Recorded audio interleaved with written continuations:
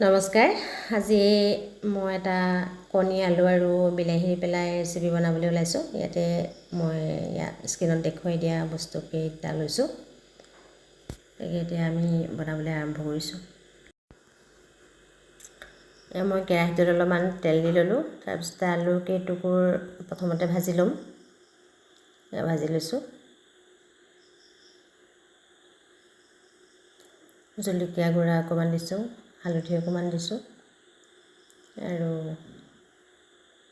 অকণমান নিমখ দি পেলাই ভালকৈ ভাজি লৈছোঁ।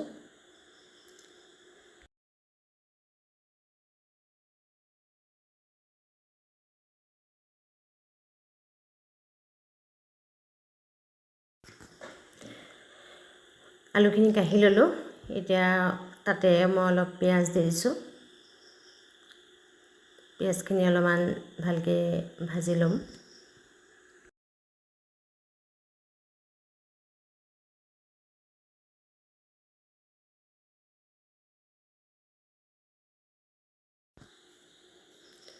পিঁয়াজখিনিৰ লগতে কেইটামান সৰিয়হ মই তিয়াই থৈছিলোঁ, তাৰ পৰা কেইটামান সৰিয়হ দি দিছোঁ। তাৰপিছত কাটি লোৱা বিলাহীখিনি দি দিলোঁ। এতিয়া ভালকৈ অকণমান ভাজি ল'ম। ভাজি লৈ মই কাঢ়ি লৈছোঁ। লৈ পেলাই ঠাণ্ডা কৰি এইখিনি মই মিক্সাৰত দি পেলাই গুড়া কৰি ল'ম।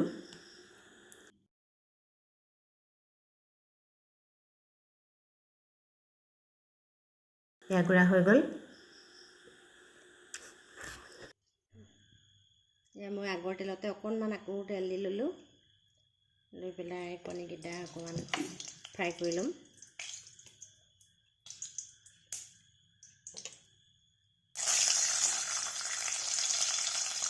অকণমান হালধি দিছোঁ, তেতিয়া কালাৰটো ভাল হয় ডিমকেইটাৰ।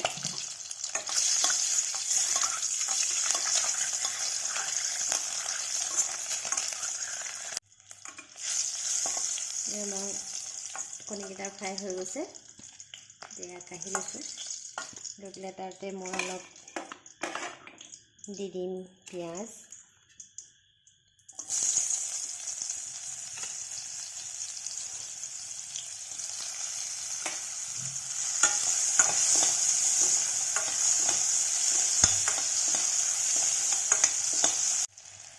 এয়া ফ্ৰাই হৈ গ'ল পিঁয়াজখিনি। এতিয়া মই আগতে বনাই লোৱা পেষ্টখিনি দি দিছোঁ।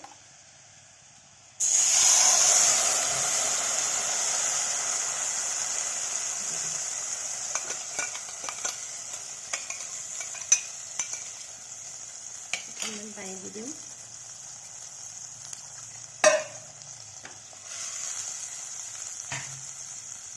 ইয়াতে এচামুচ দিলোঁ জিৰা গুড়ি,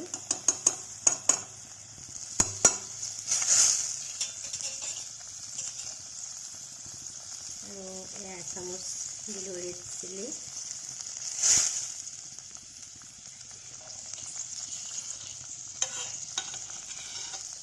দুটা তেজপাত দিলোঁ,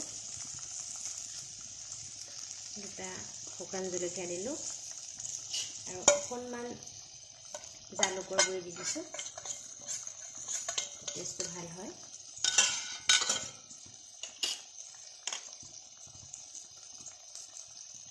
অকণমান হালধি গুড়া দিলোঁ।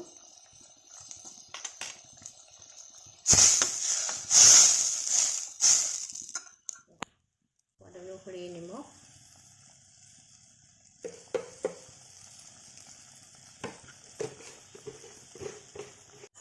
এতিয়া ভালকৈ লৰাই দিব লাগিব।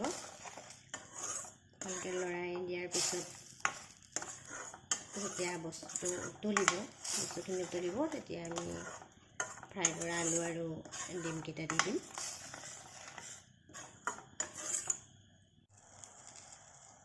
এয়া প্ৰায় উতল আহি গৈছে। এতিয়া মই ইয়াতে প্ৰথমতে আলু কেইটুকুৰ দিম।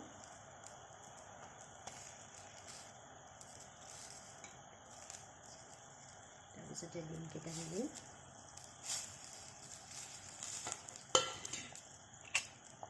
অকণমান লগাই দিলোঁ। 10 মিনিটমান এনেকৈ উতল অহাৰ পিছত আমাৰ কাৰীখিনি হৈ যাব। মই উদঙাই দিলোঁ, ফ্ৰাই হৈ গৈছে। মই অকণমান আদা নহৰু বটা অকণমান আগতে দি দিলোঁ, সেইখিনি দেখুৱালোঁ। তাৰপিছতে মই অকণমান বাটাৰ দি দিছোঁ। বাটাৰ দিলে খাবলৈও ভাল লাগে আৰু চেণ্টটো ভাল হয়।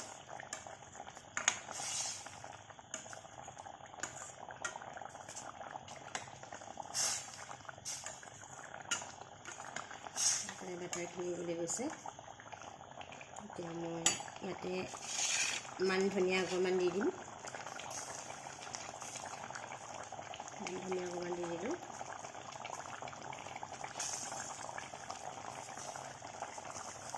এতিয়া প্ৰায় ৰেডি হৈ গ'ল। ফেমিলিসকল, মই যিদৰে এনেকৈ বনাইছোঁ আপোনালোকে অকণমান বনাই মোৰ দৰে খাই চাবচোন। কমেণ্টত জনাব কেনেকুৱা পালে। আজিলৈ ইমানতে সামৰিছোঁ। নমস্কাৰ।